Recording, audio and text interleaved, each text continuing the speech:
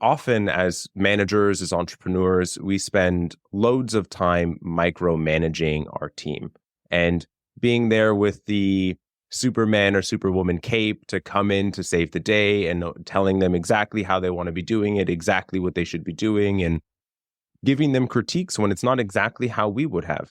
And what I actually found was that as I gave them space and I wasn't there to save the day and gave them a framework of how to problem solve, how to come up with solutions and do the work themselves, they actually rose to the occasion and did the work and was able to solve the problems that I didn't need to be there to solve. Helping you create loyal customers and loyal employees, all through the power of simplicity. This is the Simple Brand Podcast, now heard around the world, including Aloha, Oregon. I'm your host, Matt Lyles, and this week I'm talking with Robert Patin. Robert's an international best-selling author, and he's the founder of Creative Agency Success, a consulting firm dedicated to helping creative agencies scale. And Robert's the host of the Agency Blueprint podcast. Robert and I discuss lessons on how to take your team's operations from complex and out of hand to a simple, scalable machine. A machine that helps you ultimately have more time to focus on the right work to move your business forward. Now, before you think this episode is just for agency owners and leaders, think again. These lessons apply no matter your industry, no matter the size of your business, and no matter the size of your team. So if you want to simplify and make things much smoother for you and your team, this episode's for you. So here it is. Here's my interview with Robert Patin. Hi, Robert. Welcome to the show. Hey, Matt. It's lovely to be here. Thanks so much for having me. Yeah, well, I'm excited that you're here. I have loved digging into your story, digging into your lessons, but for the benefit of anyone listening today, can you talk to me about your story and especially around how you learned to simplify your business and then how you help others do the same? Yeah, I mean, I would say that that's a bit of a meandering story, but to start off with, I mean, I think it's very similar to a lot of what entrepreneurs do, right? You initially have initial concept, and as your business starts to grow, you kind of create a Franken business over time, and that's exactly what I did. It became this, rather than a source of energy and excitement, it started to become a place of like really truly draining me. Wow. And at one point, I'd grown it to a good, solid business and had wanted to kind of throw a bomb at it and blow it up because I didn't want it anymore. And I decided, rather than actually fully doing that, I took a weekend and laid in a hammock and took a white sheet of paper and wrote what I actually wanted the business to be, and then started to look to implement that. So I reduced what I was doing. I focused on who I really wanted to work with, the people that energized me, and really focused on exactly what I am best in class at, rather than what I believed everyone thought they wanted from me, and just focused on what I did best. Wow. And so it sounds like you took that approach based on what you wanted the business to look like. And a lot of times, especially if it's a business that we create, that we found, that we're building on our own, at least for a while, a lot of times like that business takes over a large part of our life. And so there's that whole other side of our life that's like not the business side. So I'm curious, did you also take a look at like, here's what I wanted the other side of my life to look like and how much the business either did or didn't spill over into it? 100%, right? I mean, as an entrepreneur, as a business owner, and at that initial stage, the goal was lifestyle business, right? So it was to feed my lifestyle. Yeah. And so it needs to serve that, right? So how much money did I want to be making? Where did I want to be living? How much time did I want to spend working? All of those things, I needed to spend some time figuring out exactly what that looked like. And at the time, I was working anywhere between 80 to 90 hours a week. And now, proud to say, I work a 4-day work week and no more than 6 hours a day. So I've trimmed 50 hours a week from myself and more than 3x the business. Wow. That is fantastic to be able to do that. And I imagine that, especially if you're working, if you're working 4 days and if you're working 6 hours, there's probably other things that, need to be done, maybe like while you're not working, or even if you want to decide, you know what, hey, I want to take a vacation at some point where things kind of run themselves without you having to have your hands in the business every single minute. Yeah, building a leadership team that allows for you to, let me take a step back. The thing that I actually really learned and was like the biggest catalyst for me was actually learning to create space for my team. So often as managers, as entrepreneurs, we spend loads of time micromanaging our team and being there with the Superman or Superwoman cape to come in to save the day and telling them exactly how they want to be doing it, exactly what they should be doing, and giving them critiques when it's not exactly how we would have. And what I actually found was that as I gave them space and I wasn't there to save the day and gave them a framework of how to problem solve, how to come up with solutions and do the work themselves, they actually rose to the occasion and did the work and was able to solve the problems that I didn't need to be there to solve. Nice. Yeah. I call that the superhero syndrome. Always wanting to be the one to come in and show everyone how strong you are and show everyone like that you can be the one to save the day. It feels nice though, right? Like, I mean, I don't begrudge anyone for it. I can't say that I'm always successful at it. I'm not. Sometimes my Superman cape comes out of retirement and comes out, but I do my best to try to keep it in the closet where it belongs. Yeah. Yeah. Well, everyone wants to feel valued, in their role. And sometimes people think that they're valued when they're the ones that can come in and show everyone how to do it and help solve everybody else's problem. When, in a sense, like that's not really the best way. Yeah, the real interesting sort of hinge point for me in that journey was that I had flown to Greece with a group of friends from Los Angeles and had chartered a yacht off the coast of in Greece, and it was like a 10-day trip, and there was 3 days where I didn't really have cell phone service. And Matt, those were 3 really horrible days for me. Oh, really? I was freaked out. I was absolutely freaked out. My internet wasn't like really loading in. This was years ago. And I finally got cell phone service after 3 days. Like the subject line would load, the preview text would load, and I was like frantically scrolling, trying to get the emails to come through. And they wouldn't. But the really interesting thing that had me start to break this down myself was that once I got internet, and I looked at my email, there was nothing on fire. Nothing had blown up. Everything was fine. And I spent 3 days not in the moment with my friends that I had organized for weeks. And the interesting emotion that came up was I felt disappointed that I wasn't that needed. And I'm like, all right, this is a me mindset problem and not a business problem. Oh, yeah. Wow. Yeah, my family almost every single year, we go and stay on an island off the coast of North Carolina. And we've been doing it for over a decade. The first handful of years, handful plus years that we were there, like there was no internet service anywhere. And like you, I think it was maybe like I would be there, and the first couple of days, like I would start to feel antsy, like what's going on? Like I feel like they need to know. And then after a while, being there for more than a few days, like I started realizing, wow, this is really freeing. I love this. And, going back and looking at the emails that would come in or whatever, I would see where there might be questions, but then I would see where someone would jump in and handle it. And I would see going through like the entire email history where a challenge would come in, a problem would arise, and then I would see where people were taking it on and then see where it was solved before I even came back. Yeah, 100%. And there's that solution-oriented piece, right? I mean, we don't recognize it as managers that what we end up doing so incredibly often is we actually end up stifling our team by solving their problems for them. And that they were perfectly capable before they joined our team of solving problems on their own. They've had an entire life outside of working with us, right? And that the more that we solve the problems for them, the more that they are going to expect that and the less able they are to problem solve on their own. So not only are we doing ourselves a disservice, but we're doing them a disservice as well.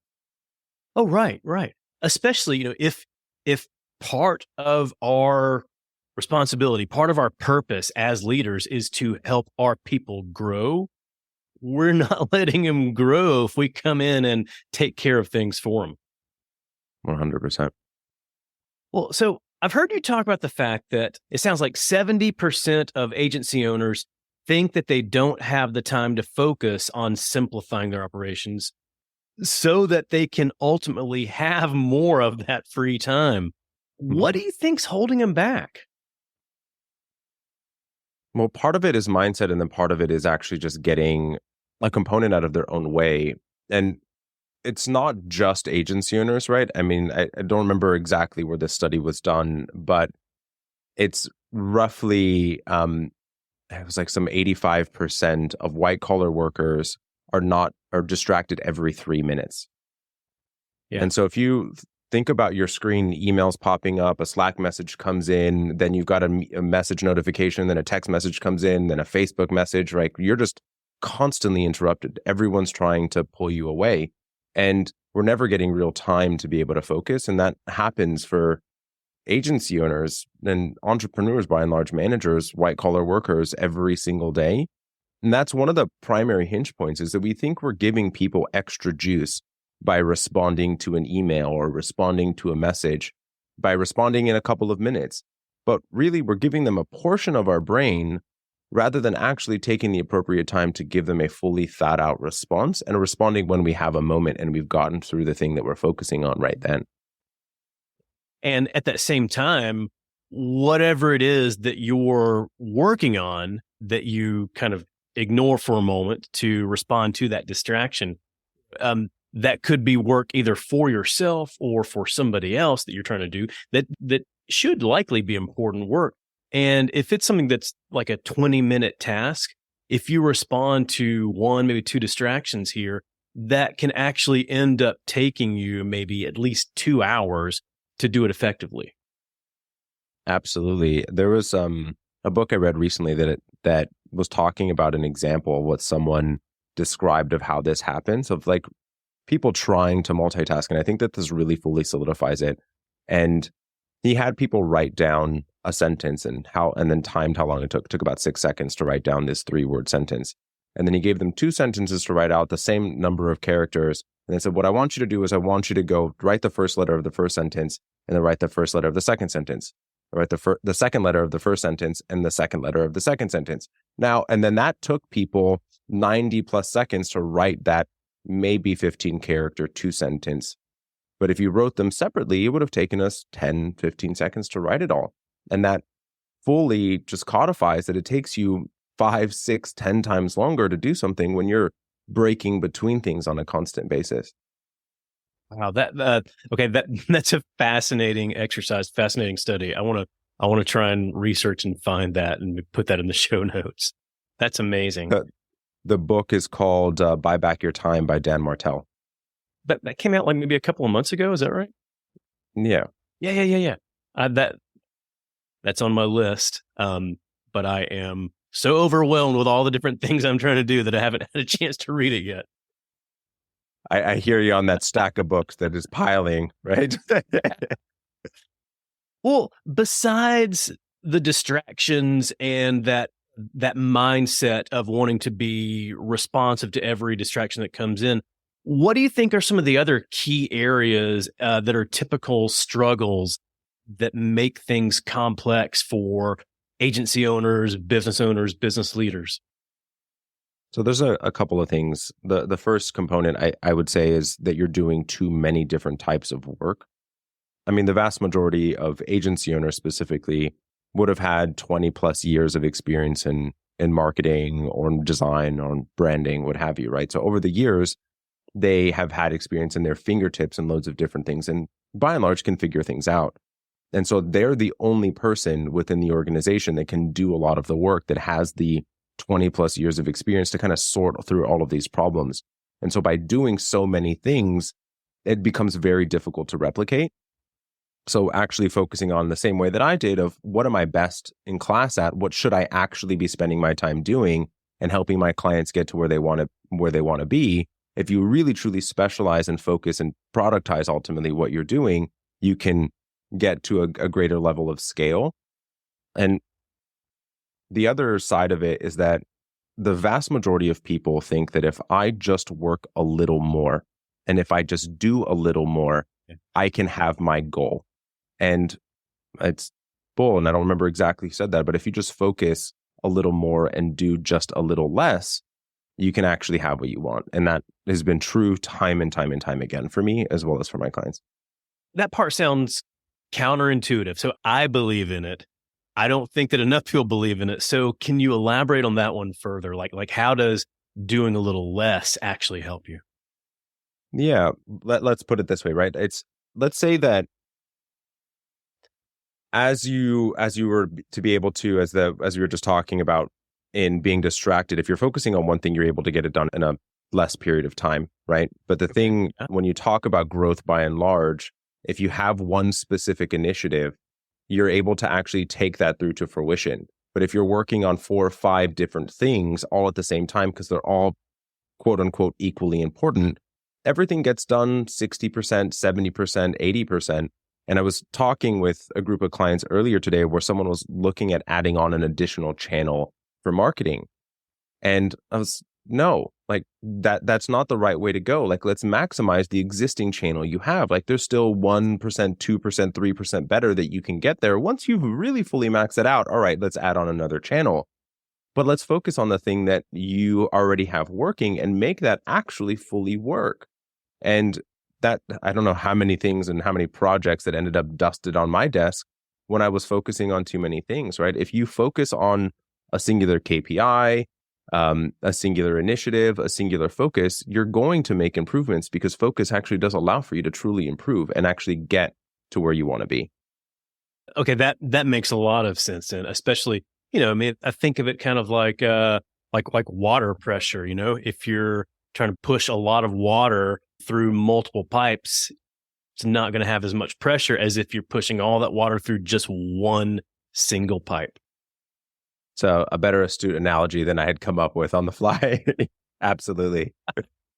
Well, so I'm curious, once you understand the symptoms of the complexity of your business, the complexity of your role, and okay, now I know I need to simplify things. Is there an ideal roadmap, an ideal series of steps to follow? Yeah. So there's a couple of different pieces to it, right? And if I were to talk about like sort of the steps that I would typically take a client down, the first thing that I would have them do is go through the past clients that they've been working on, the projects that they currently have on their desk, what exactly have they been spending their time doing, and then categorize them. Really, is this something that you truly are best in class at? Like, can you actually say that this is something you actually should be doing, and everything else that start to remove? Why are we doing this? What is the purpose of this? Is this actually truly helping grow the business and helping move you forward? Yes or no? And then start to minimize those number of things. And typically getting it to a list of 5 or less is where we want to get to. And then from there, it's about actually going through and creating focus. So, I mean, there's multiple different iterations from different people that talk about this, but if you were to essentially put your life and work into 4 quadrants of, I absolutely love this and I'm great at it. I'm okay at it. I like it and I'm okay at it. I'm okay at it and I dislike it, and I'm bad at and I hate. Right? There's an energy component and to what you're doing. And if you can live in the top sort of right quadrant of I love and I'm great at, then you can have greater amounts of energy. And when you have greater amounts of energy, you have greater momentum. And when you have momentum, growth is truly inevitable. Oh, yeah. Well, then, so is it as simple as just saying, like, I'm only going to focus on those actions that I'm great at and I love, and then everything else just doesn't get done? No, I mean, you have to replace the things. A lot of the things you still have to do, right? And I mean, it's a lot easier said than done, right? At the way that I said it sounds very simple, but there's things ultimately that I do that I there's things that sometimes you shouldn't do them, but like you really love them, which is the hardest things for me to let go of. But there's also things that's like, I'm not so great at them, but I have to do them, right? Where it's not like my favorite thing, but I have to do them. And that may be, I mean, for me, I enjoy financials, but for a lot of people, it's like looking at financial statements or it's going through reports and things like that you have to do as a business owner, but it's not like the true excitement piece. So there's some nuance to it, obviously, but you want to try to do your best to be in that energy driving your true zone of genius. Gotcha. Yeah. And then, and then if you've got the right people working with you, working for you, I mean, like some of them might be the right people to take on some of those tasks. 100%. And then so exactly, you need to start looking through what needs to be delegated and doing essentially the do, delegate, discard, right? Is this something that I really should be doing? Is this something that can be delegated? Should I be delegating it? And then if it's neither one of those, then it goes in the trash bin. There you go. Well, when you are delegating to somebody else, is there an ideal way to delegate it? Yeah, it's I will give you the reason, and then the thing that sort of spiked this for me. And a lot of people have talked about this now, but many years ago, this was gotta be like 7 years ago. And an old admin of mine was behind me recording something that I was telling her to do, and I like turned around. I was kind of irritated, like, why are you recording me? What's going on? She was like, I have to admit to you that you speak so fast that I've been recording you when you share something with me so that I can watch you back at halftime speed. And I'm like, wow. Well, first off, thank you for sharing that with me, and also brilliant idea. And so from that point forward, we actually started to do within my own business was started to record everything that we were doing. So you start to record, hey, this is what I'm doing, this is what I'm thinking, this is the system, this is the process that actually became the foundation for all of our processes and systems. So it was an easy way for me to get out of my head into a video via a Loom, via a stream from Microsoft, or a QuickTime video, screen capture video that allows for you to be able to take what you have as a process that's already built into your head, because we all do have them, and being able to transfer it to someone else.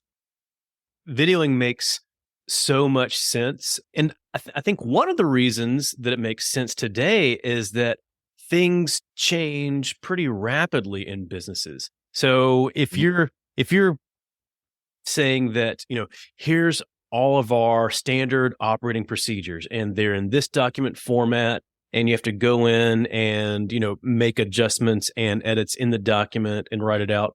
That's not as simple as just simply recording a new video. You know what? Here's what's changed. Here's what the process is today. And when you record yourself, or when you record it for somebody else and somebody's looking at it, like you'll know that nothing's going to get missed. It's not like you telling somebody and hoping that they write down the right notes for them to remember. It's all right there. 100%. I mean, the first agency I ever worked at had some, I want to say it was like 475 pages of like full 8.5 by 11 of just the accounting department's process. And I'm like, oh my God, I probably skimmed through it once, but it was just too much of it being something that you're never going to refer to, right? So the way that we have built it out is every single task within our project management system, everything that needs to be done has a video associated with it, as well as the link to the SOP. But you're absolutely right. These like really absolutely long documents that detail out step by step and screenshots and all of that, that's very difficult to update. And people don't want to access it. It's about the ease of accessing the information to get something done. Yeah. And making it simpler for the user, the person who's actually following that process. Exactly. Yeah. Speaking of processes, I'd heard you say this somewhere else, and I love this. I was like, well, that's fascinating. I want to hear more. I've heard you say that your processes have been put together by everyone else except for you. So what do you mean by that?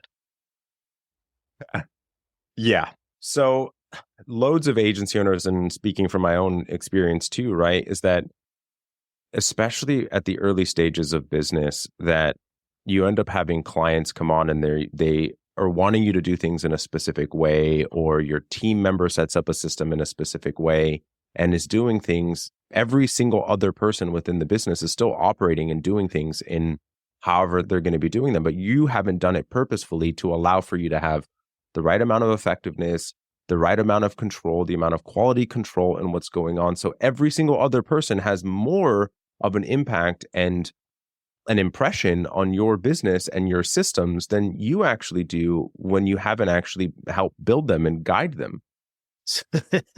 So then what can you do to turn that around, so to speak? Well, by and large, what I would say is you want to actually start to, one, have someone understand what exactly and how things should be done and really prioritize what are the important pieces. There's, I forget who said this, but it was never let a good crisis go to waste, is look at the things that are causing you the most pain, right? Like what is interrupting your day? What is causing problems with clients? What is coming up every single day that's blocking your time or pulling you away from the things that you should be doing? Process orient those items. And quite frankly, the things that are broken are going to highlight themselves to you. Okay. It's like usually like the biggest things are the ones that the biggest problems are the ones that are going to get you the biggest return in your processes. For the vast majority of small businesses and managers and throughout the workday, right, is that you only have so much time in a day. Yeah. And if you are able to focus on the things that are sucking up the most of your time and process orient that and get it to someone else is ultimately what's going to have the most impact. That allows for you to start to refocus that time that you've now saved into another process, another system, another initiative, another thing that you need to be doing to help get to the next stage. Is how do you get as much time as you possibly can back of your time? And that speaks to something else that I think you teach a lot about is the value of creating repeatable processes. 100%. And that's sort of what I was alluding to before, and how I'm setting up my systems and my own process as well internally is you have checklists, you have the timeline and how frequently something needs to be done, and ultimately who is responsible for that specific thing, and then the steps by which it needs to be done, that SOP, if you will, right?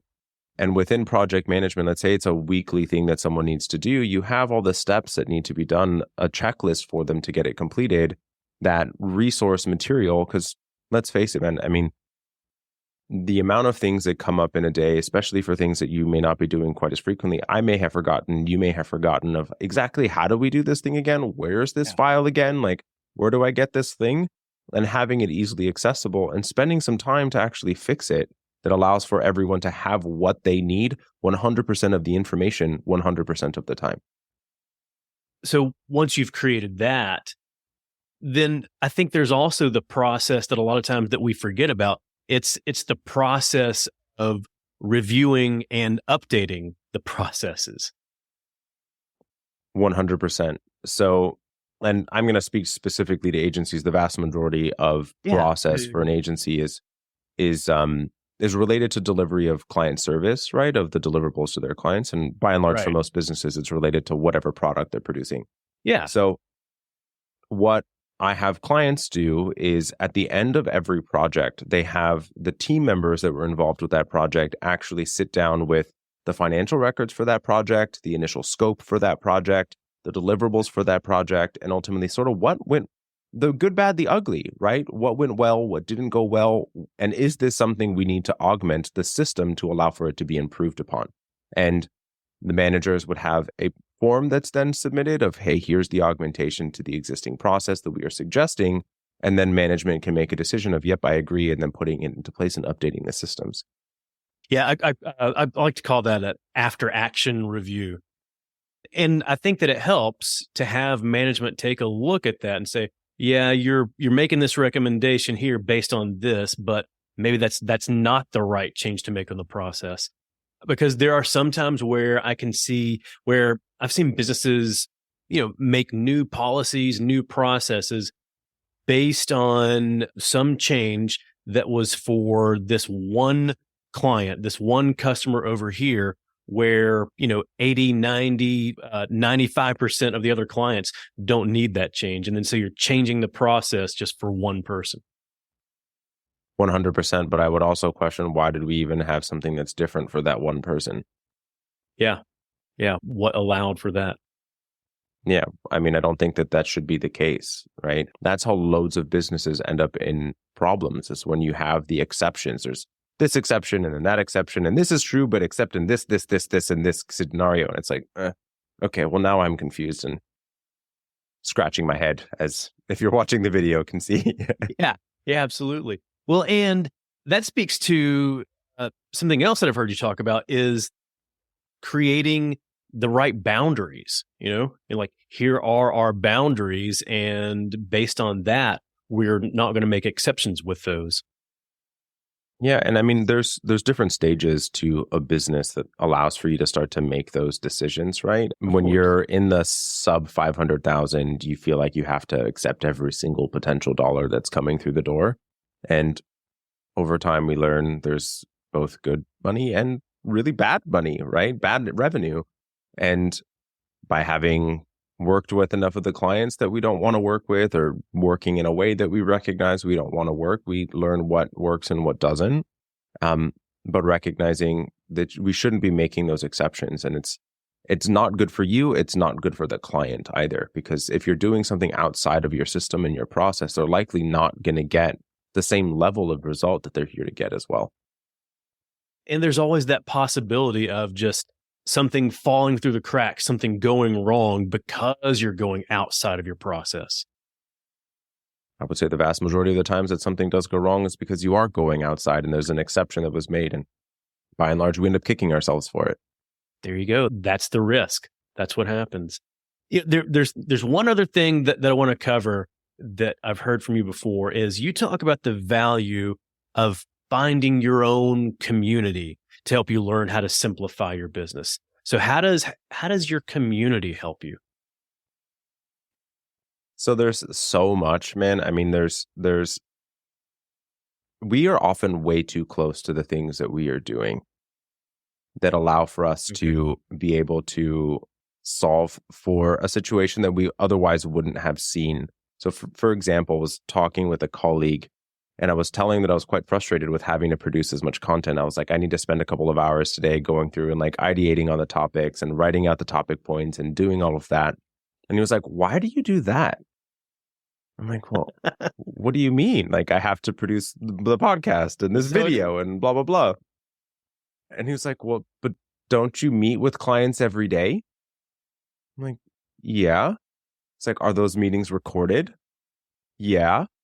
Well, you've already created all the content you need. Have someone on your marketing team go through that, highlight the topic points that were in those recordings. They already have your voice and the content created. They can write the scripts. They can write the content.